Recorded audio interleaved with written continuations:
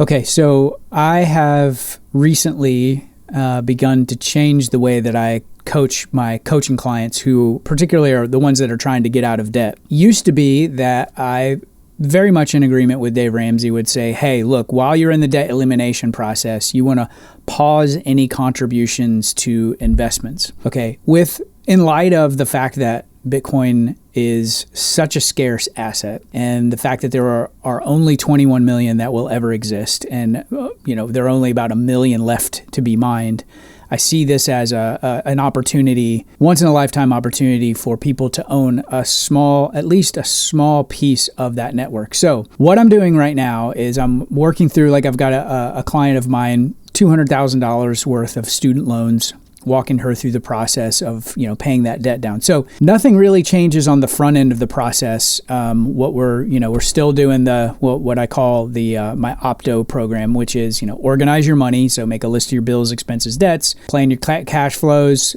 get a zero-based budget set up, and then start diligently tracking your expenses. So those are the 3 pillars of everything that I teach, everything that I coach my clients through, no matter where they are. Then the next step is optimization, and this is where it really engages with, like, the 7 baby steps, or any other program that you might be following. And this is where, the first 3 steps are kind of non-negotiable. You need to have your finances organized. You need to have your cash flows planned. You need to be tracking your expenses very granularly, because this is what's going to help you know exactly the status of your money, at every moment.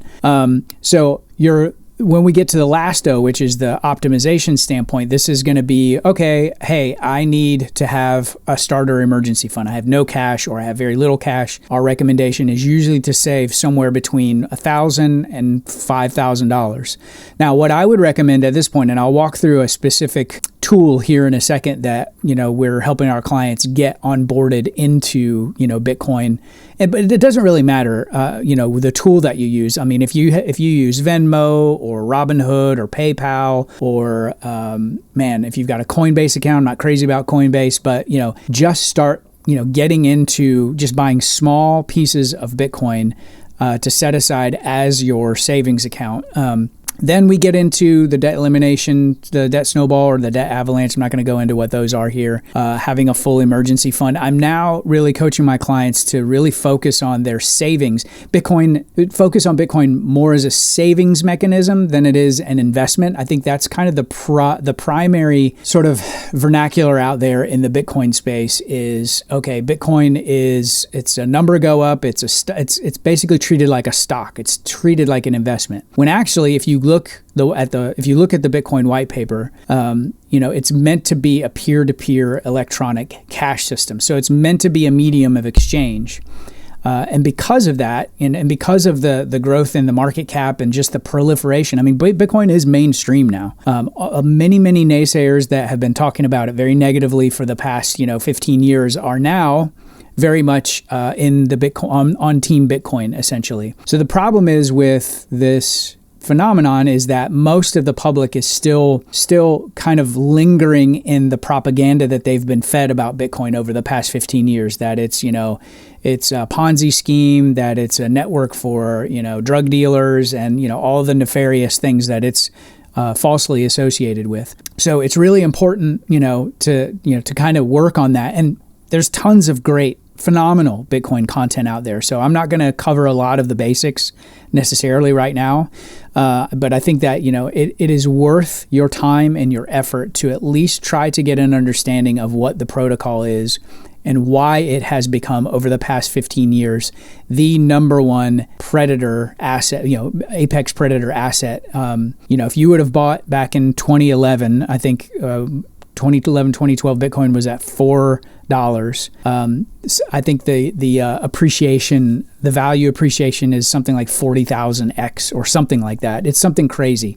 Whereas if you would have bought, gold or silver, I mean, basically, you're up a few $1,000s, per ounce in gold's case, especially. So full emergency fund of 1 year. 3 months to 1 year's worth of expenses. And again, I'm really coaching my clients and people in our community, like, all right, this is how you want to think about your savings. Like, yes, obviously we live in a fiat world. We live on a fiat standard right now, but this Bitcoin network, this Bitcoin protocol technology is the best money ever invented. And it's a hard cap of 21 million. So there will never be a Federal Reserve Board that is dictating the changing of the rules constantly to see how much they need to inflate or deflate the currency supply. The currency supply is what it is. It's fixed.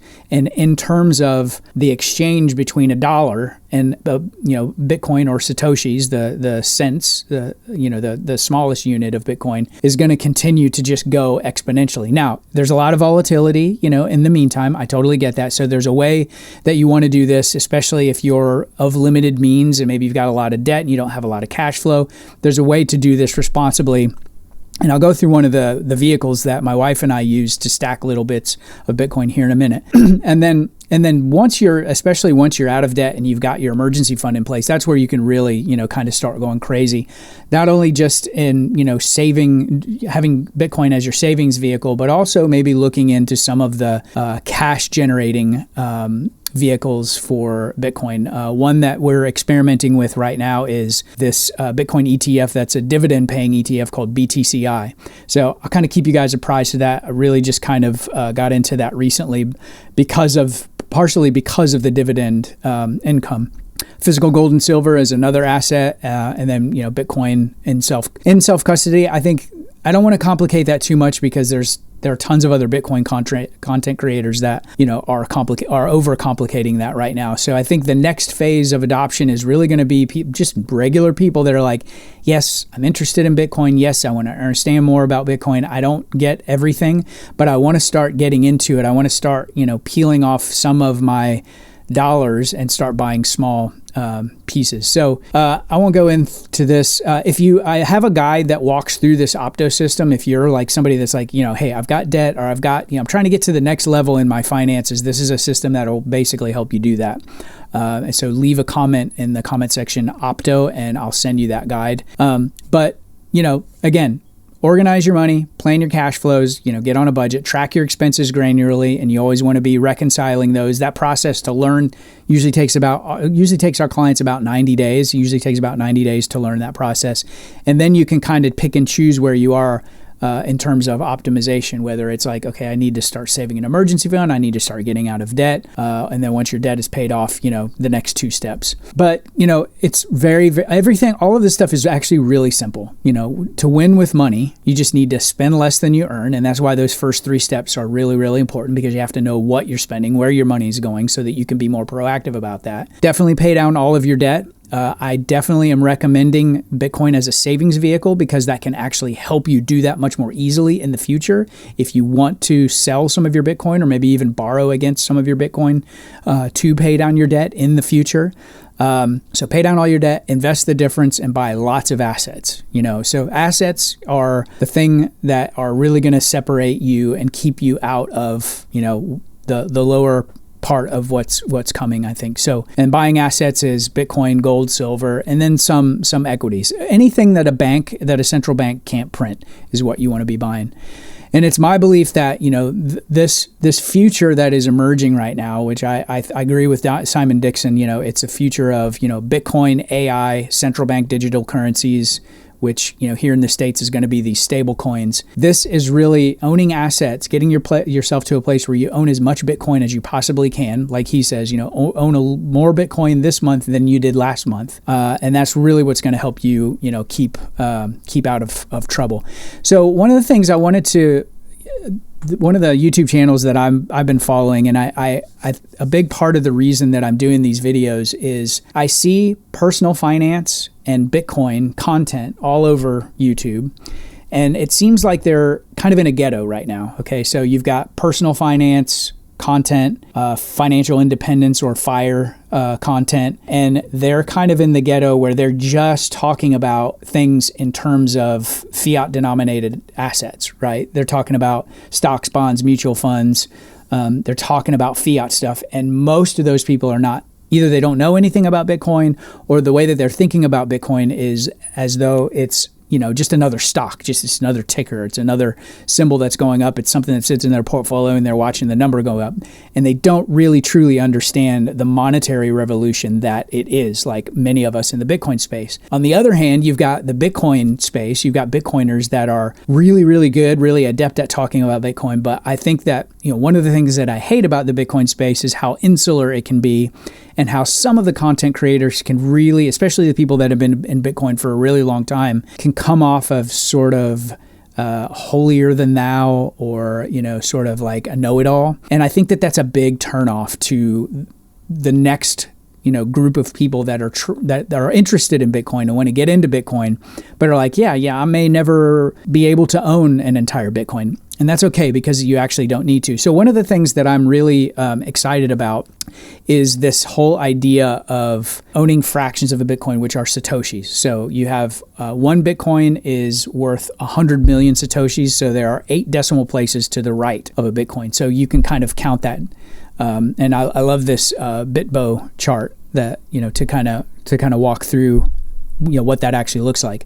So I think a really good goal for the future, especially as we see, the appreciation in fiat terms and the devaluation of our currencies, is to try to get to 21 million Satoshis, or 0.21 Bitcoin. So in current dollars, that's going to be about $22,832. Now, if you think through, and there are a lot of Bitcoin channels that are doing the analysis of, Bitcoin is the new gold.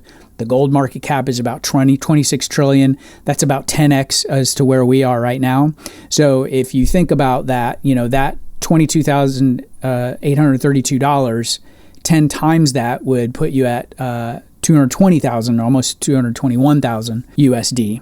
Okay, so you can see that, for anybody that is in the lower class or the middle class, and is, has their whole life priced in US dollars, and is constantly, they see that melting ice cube, they see prices at the grocery store going up. You can see how that could be a game changer. Now, the next question is, okay, so how do I do that? So what I want to walk you through real quick is just my wife and I use what's called a fold card.